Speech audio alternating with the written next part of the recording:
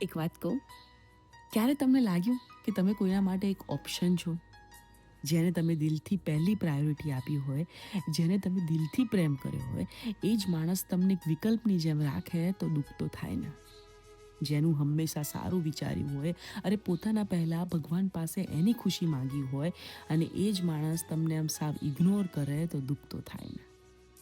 જ્યારે જ્યારે તમને એવું લાગે ને કે આ સંબંધમાં હું જ ખાલી એક વિકલ્પ છું, તો તમારો હક છે માણસને જોડે જઈને વાત કરો કે કેમ આવું.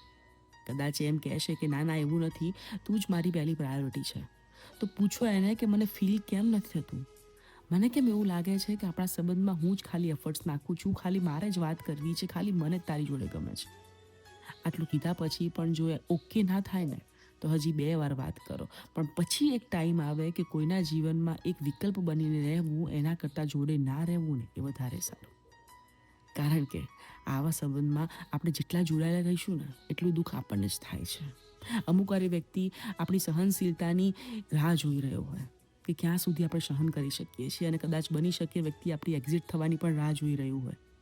તો આવા ગૂંગળામણવાળા સંબંધમાં ગૂંગળાઈને મરી જવું ને એના કરતાં મુક્ત થઈ જવું ને વધારે સારું. સાચું ને?